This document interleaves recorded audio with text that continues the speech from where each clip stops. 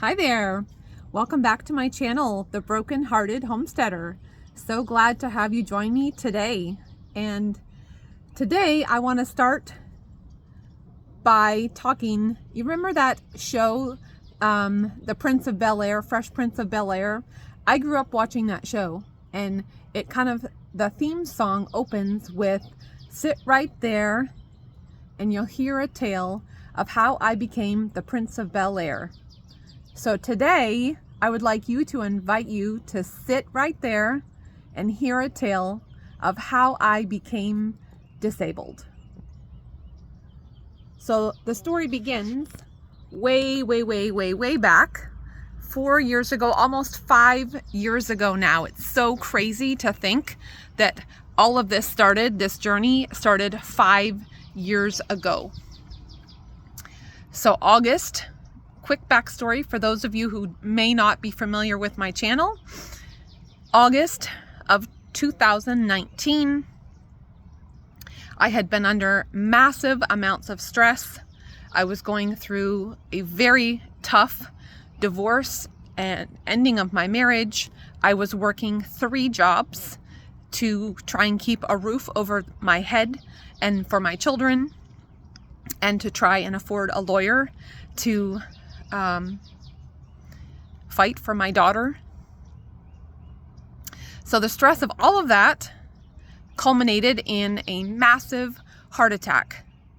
I, unfortunately, as I've mentioned before, ignored symptoms for over 24 hours. I was experiencing chest pain, tingling down my arm, and I continued about my normal mom activities, and I just tried to push through the pain. Finally, the pain was unbearable, and I could not get a breath, and I could not lay down. I couldn't do anything without unbearable pain. So I finally gave in, and I allowed my son to drive me to the ER, where we discovered that I was having a massive heart attack. And because I didn't go to the hospital when I first started experiencing symptoms, my heart had been deprived of oxygen for those 24 hours and had done damage to my heart. So fast forward 2 years, in and out of the hospital, in and out of doctors, not being able to breathe, not being able to function. I was unable to even sweep the floor or walk more than a few minutes without being out of breath. My son really had to step up and pick up so much slack to try and keep us afloat. And he did. He was amazing. And but after 2 years of continuing to struggle, I was told that the last option to try was open heart surgery.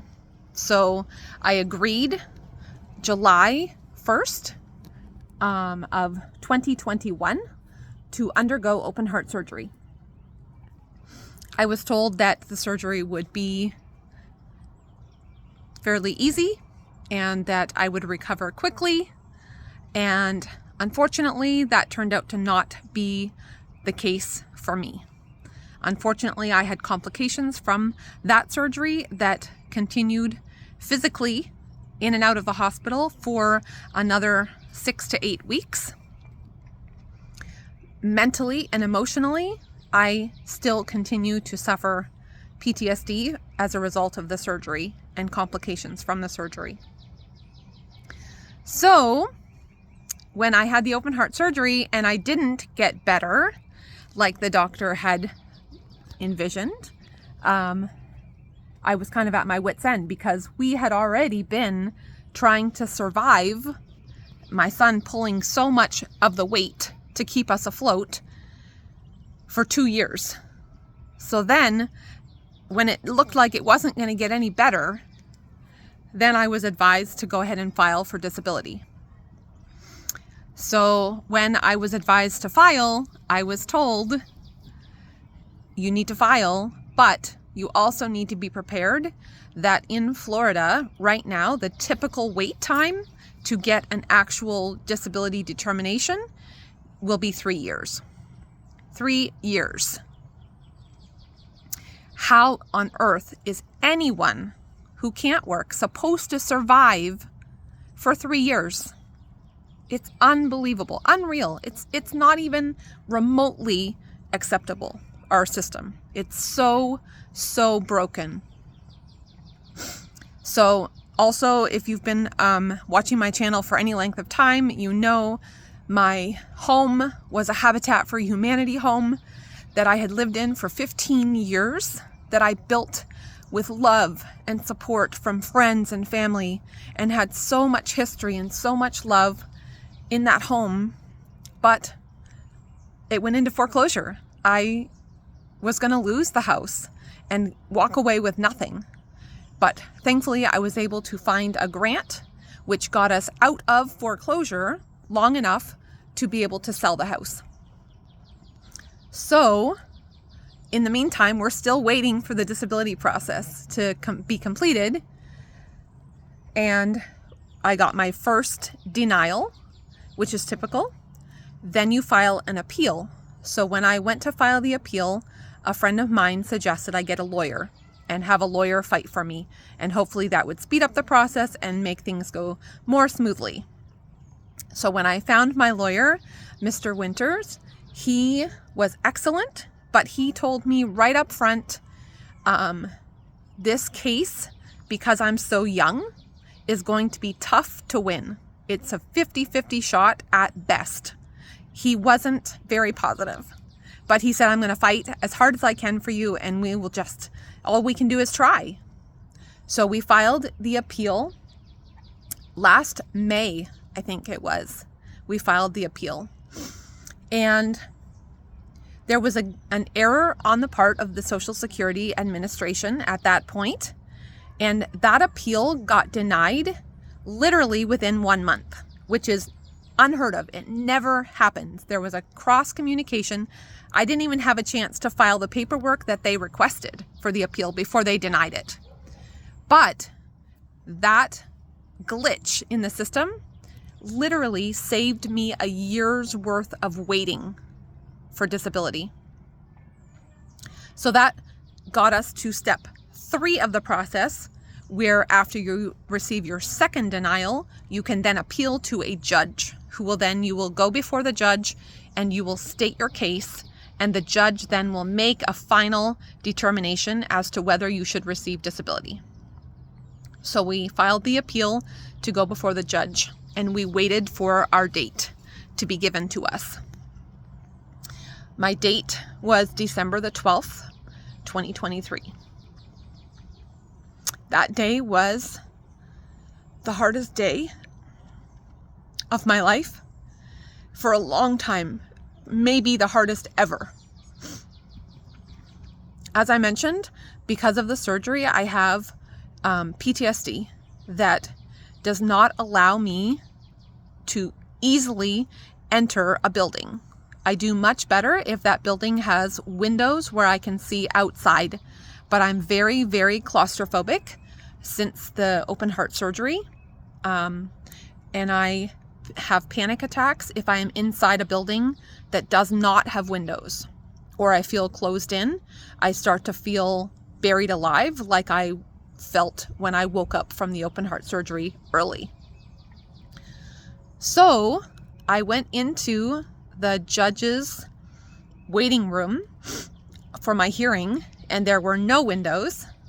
So I was already kind of in panic mode, and the stress of the weight of this determination, whether I would have money to survive or not. I'd already lost my home, living in my van, and the weight of that, if I had to continue to eat tuna and crackers literally for the next 20 years, was so heavy.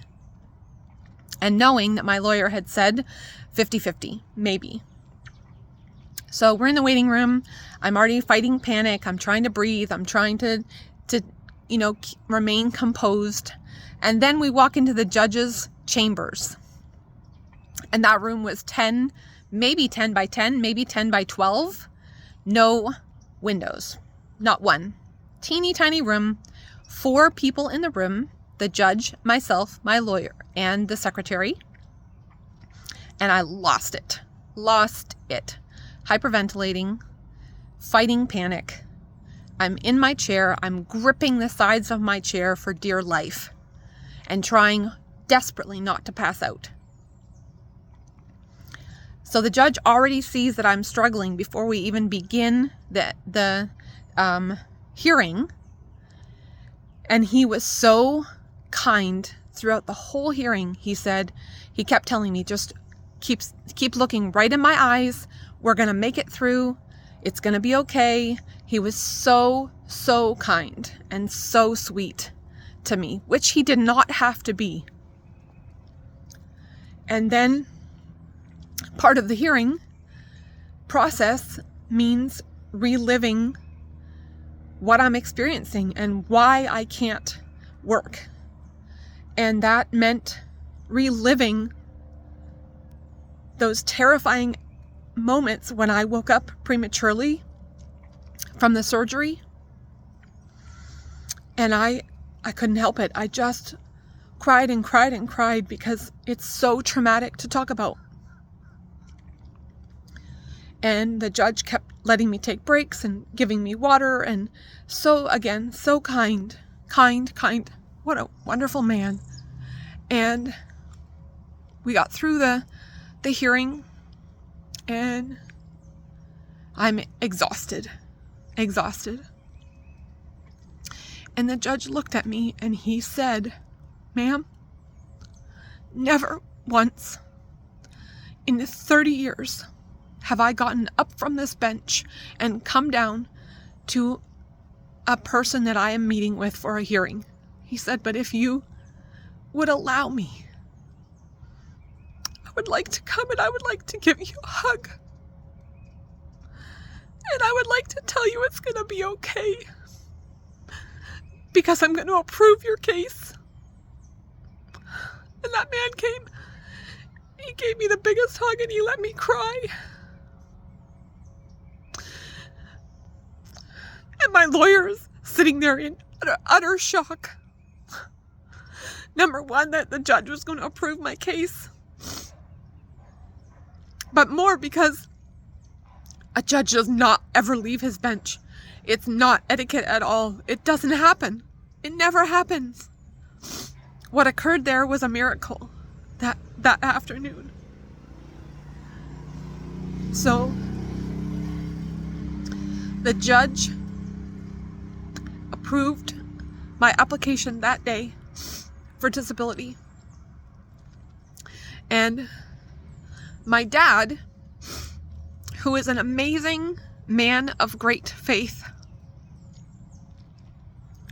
has this saying that he lives his life by.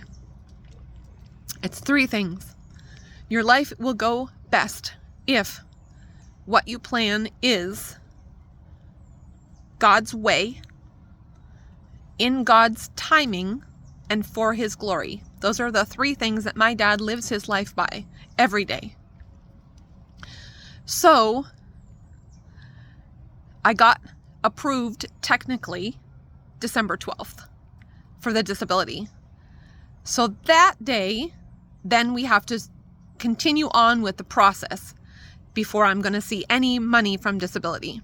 And also, I had no idea how far back they were going to backdate the disability, because they can choose how far back they want to determine the money that they owe me while I've been waiting this whole time. So then I had to wait and wait and wait. My lawyer had thought maybe we would hear something by Christmas and I would maybe have some of that money by Christmas. And December came and went. January came and went. And I was kind of hanging on by a thread. So I finally called the disability office and asked if there was a problem or if something had been mixed up. And it took a couple of phone calls. But finally, in February, they determined that I had fallen through the cracks somehow. And I had never gotten pushed onto step 4 of the 5-step process for approval and payment. So it has taken now another couple of weeks. We're now almost to the end of February, but I am so grateful to be able to share with you all that I was approved 100% disabled. The judge backdated my disability to the date that I originally had asked, the date of my open heart surgery, July of 2021. So I am entitled to 2 years worth of back pay disability, which will be coming in installment payments in the near future. The disability office has already issued the first payment. That payment, unfortunately, because I applied for disability so long ago and then lost my home and everything, the bank account that I had at that time had been closed. And I changed my bank account with disability, but again, another error occurred. And so the first installment of that back pay got sent to the old bank account. So another miracle.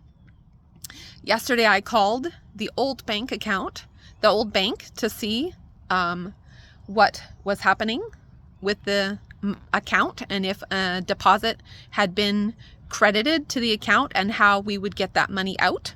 And the bank worked with me for over 2 hours yesterday, and we were able to set up a new account, and they are working hopefully in the next couple of days to transfer that first installment payment to the new bank account. So hopefully by the end of the week, there'll be no more tuna and crackers as my daily food intake, which I am so grateful for. And I really honestly feel like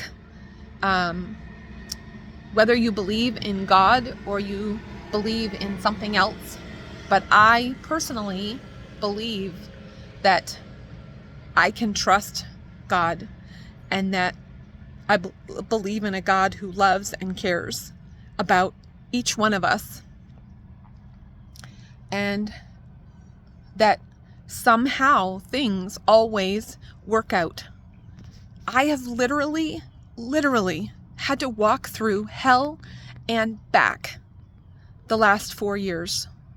This has not been easy. There have been so many tears and so many days where I have had to sit in my van and literally grip the steering wheel for dear life because I didn't know what else to do. The desperation, sometimes the hopelessness, has been overwhelming on this journey. But I am so glad to share with you that it is worth it. If you're going through something that seems unbearable and like it might kill you, I get it. I really get it. But I hope that you will continue to hold on and continue to trust that this time in your life is not forever. It might seem like it. It might drag on and on and on, and you don't even know how you're going to take one more breath. I've been there. I get it. But I can tell you, sitting here this morning in the sunshine, it's worth it. Hold on. Don't give up. It's going to get better. It will. Whether you believe in God or you don't, it doesn't matter. It will get better. You just have to keep putting one foot in front of the other and make the next best choice that you possibly can make. And it will get better. So, I just wanted to share my story. I am just overwhelmed with gratitude, overwhelmed with the direction my life is taking now. So I will be posting lots more videos in the upcoming days because I have so much good news to share with you as a result of this disability determination. And I can't wait for you to see what's next. So, moral of the story, hold on. It might be tough, but hold on. You can make it. And as I always say, please, please, please, if you ever feel like you can't make it, I'm always here, and I am so happy to talk to you, share more of my story with you. Reach out, please, please, if you need to, reach out to me or someone else, because there are people who love and care about you and can help you get through the tough times. So that's my story for today, and that's my tale of how I became disabled. So thank you so much for taking the time to watch the video. Hopefully you have gotten something out of it. If you wouldn't mind subscribing to my channel and giving this video a like, hopefully at some point in the future I will have enough followers where YouTube will want to monetize my channel, which would also help. Every little bit will help. So if you wouldn't mind giving me a thumbs up and a like and subscribing to my channel so I can share more videos with you in the future, that would be so helpful. Lots of love to you all. I hope that you have a wonderful day, and I will see you next time. Bye for now.